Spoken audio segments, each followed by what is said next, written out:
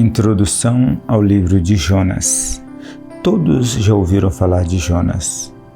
Mesmo pessoas que nunca leram a Bíblia sabem alguma coisa a respeito desse profeta, nem que seja uma piada sobre ele e a baleia. Jonas já faz parte da nossa cultura. Há um aspecto divertido na história dele, uma falta de jeito em Jonas que lembra um palhaço, enquanto ele anda às tontas tentando, mas nunca conseguindo evitar Deus. Mas esse aspecto divertido não é fútil. A coisa aqui é séria como a morte. Enquanto rimos da situação ou de Jonas, baixamos a guarda do cuidado que temos de manter Deus a uma distância segura e de repente nos vemos apanhados pelos propósitos e ordens de Deus. Todos nós, não há exceção. As narrativas constituem o recurso bíblico mais eficaz em nos mostrar que estamos inseridos na narrativa de Deus, o que sempre acaba na história de como Deus nos fez e como Ele nos salva. As narrativas, em contraste com as declarações abstratas da verdade, acabam fazendo de nós participantes do enredo. Acabamos nos envolvendo na ação. Podemos até começar como espectadores ou críticos, mas se a narrativa é boa, e as narrativas bíblicas são muito boas, acabamos não apenas ouvindo, mas entrando de fato na ação.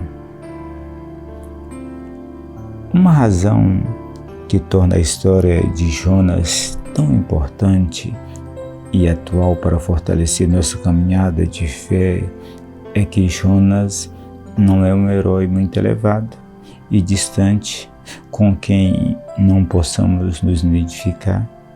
Ele não faz nada de extraordinário.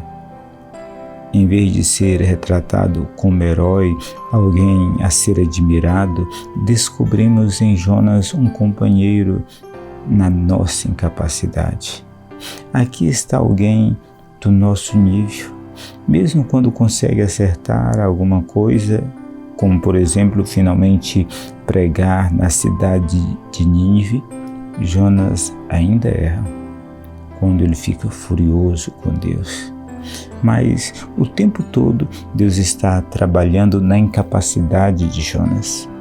E apesar dela, e agindo e atingindo os seus propósitos nele, em Jonas, a maioria de nós precisa de um ou dois amigos bíblicos como Jonas.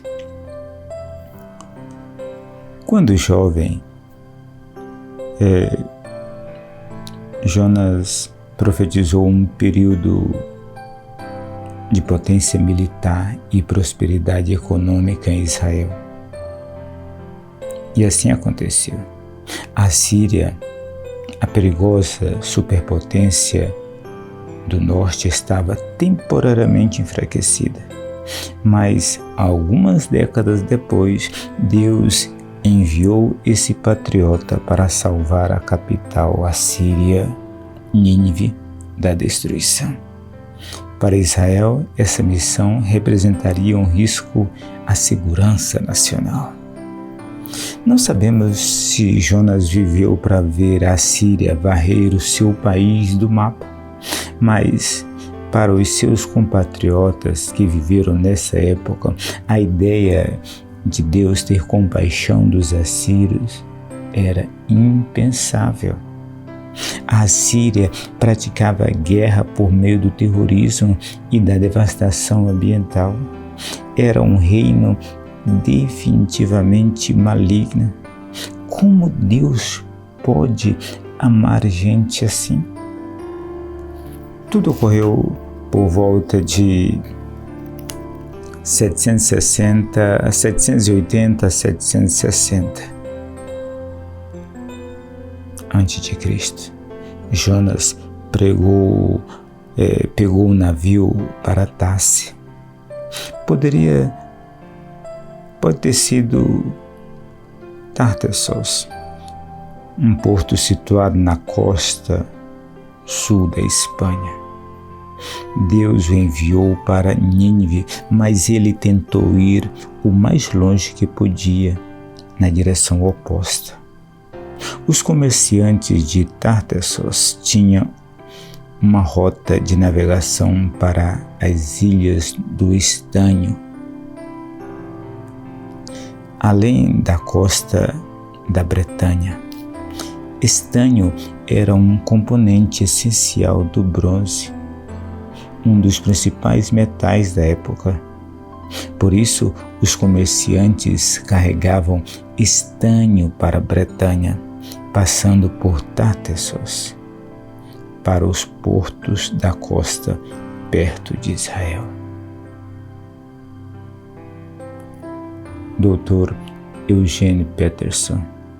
Introdução ao livro de Jonas, contido na Bíblia, a Mensagem.